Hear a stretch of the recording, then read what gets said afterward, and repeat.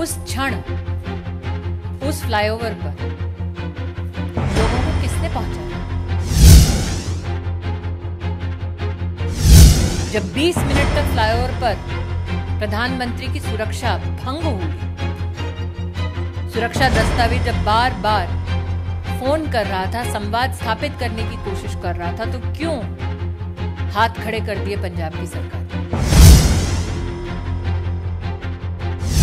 बिसात जिसने बिछाए, जवाब उसको देना है।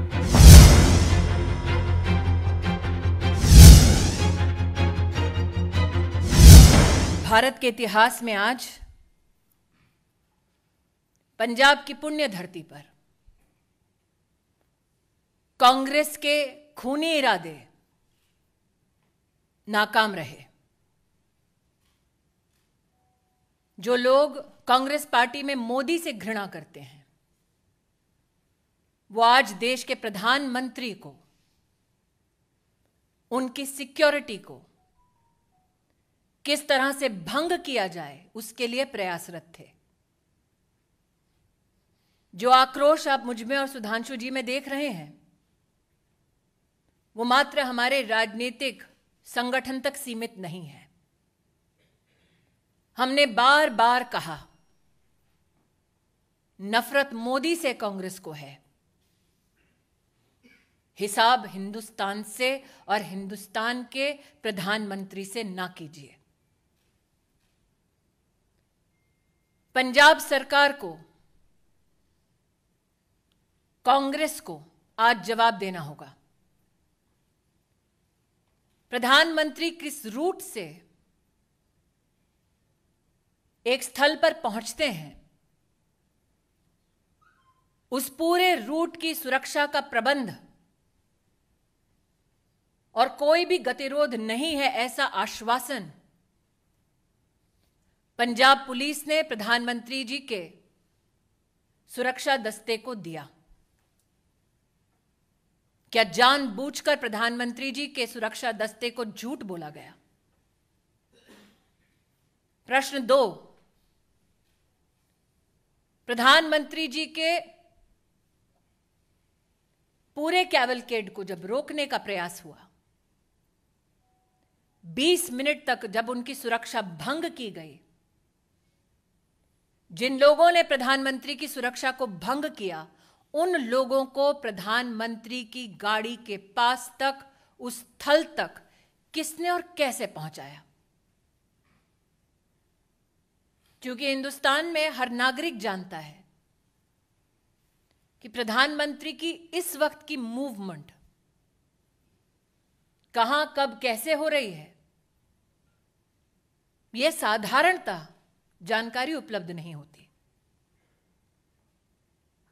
उस क्षण किसने उन लोगों को फ्लाईओवर पर भेजा, ठहराया, व्यवस्था की, इसका जवाब पंजाब की कांग्रेस सरकार को देना होगा। इस घटनाक्रम के दौरान कांग्रेस के युवा नेतृत्व ने जोश का, उत्सव का इजहार किया। किस बात का उत्सव है उनका? किस बात का जोश है कि देश के प्रधानमंत्री को मौत की कगार पर ले गए थे? मुझे आक्रोश इस बात का है कि जब सुरक्षा कर्मियों ने पंजाब सरकार से उस समय संपर्क साधने की कोशिश की, तो मुख्यमंत्री के दफ्तर से किसी ने भी संवाद नहीं किया। किस बात का इंतजार कर रही थी कांग्रेस की सरकार पंजाब में? शायद इसीलिए मीडिया में जो रिपोर्ट्स हैं कि लौटते वक्त प्रधानमंत्री जी ने, शायद मीडिया में कुछ लोगों ने इसको रिपोर्ट किया है कि चन्नी जी के लिए संदेश दिया कि जिंदा लौट रहा हूं।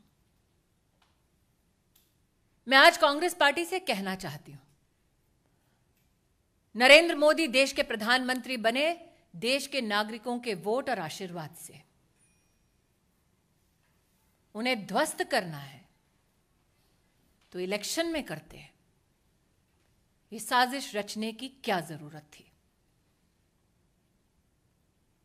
इन सभी सवालों को मात्र मैं या सुधांशु जी नहीं पूछ रहे। राष्ट्र भर में ये सवाल उठ खड़े हुए हैं। लेकिन वो लोग जो इस षड्यंत्र का हिस्सा हैं, उनसे कह दो कि मेरा विश्वास है कि न्याय निश्चित रूप से होगा। बैर मोदी से है, लेकिन देश के प्रधानमंत्री का बाल बांका करने की यह साजिश, इस साजिश को देश समर्थन नहीं देगा।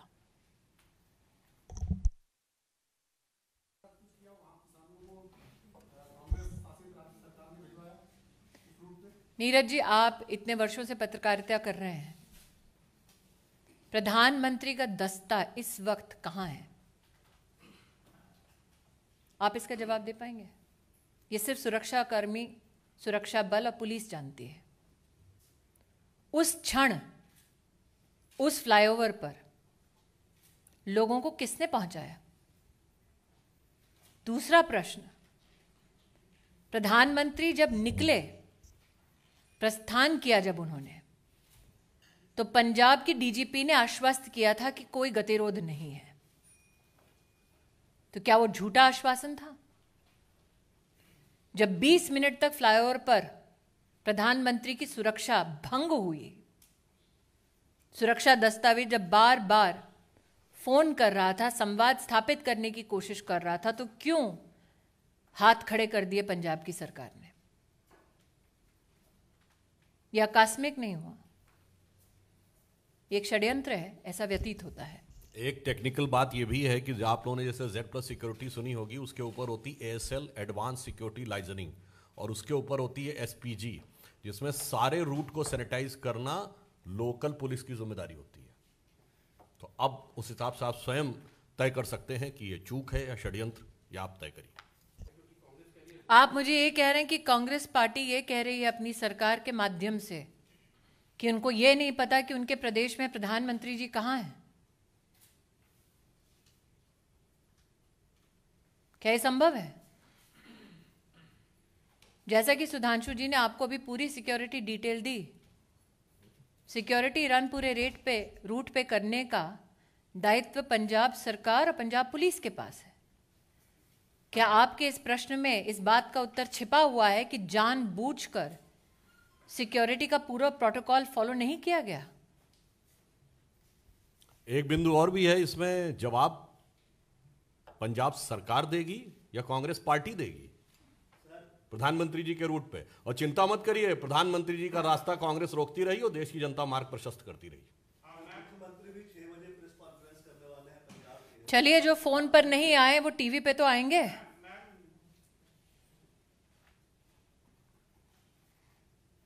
फोन पे आ जाते सुरक्षा कर्मियों के लिए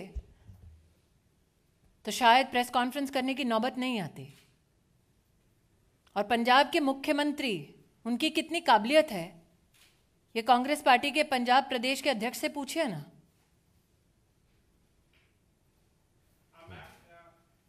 न्यूज़ 18 के साथ एक्सक्लूसिव बातचीत में चन्नी में जो मुख्यमंत्री, उनका कहना है उन्हें मालूम नहीं था कि वो सड़क मार्ग से जाएंगे। किसको मालूम नहीं था?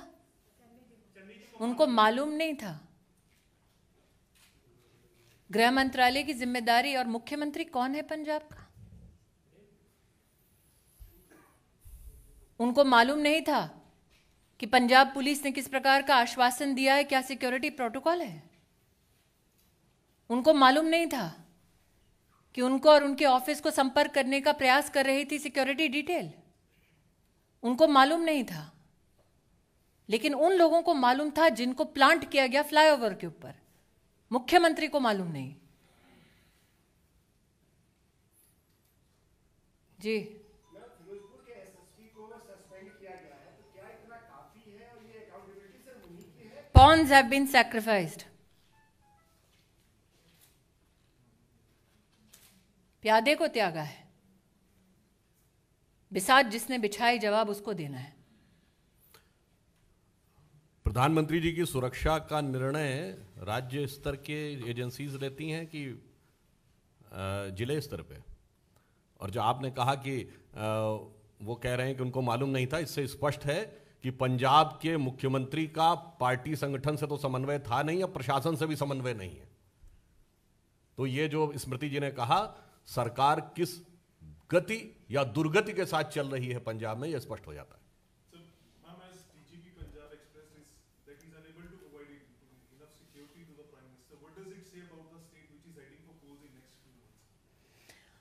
When you bring a calculated, structured, and politically directed security breach to the office of the Prime Minister, you sully the name of the institution,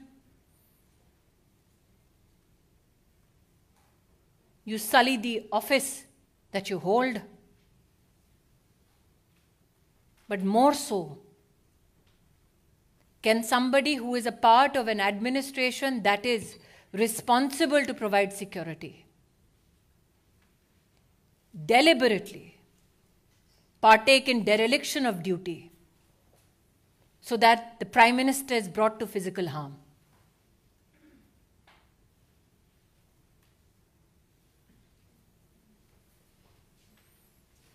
Yes, Balmi.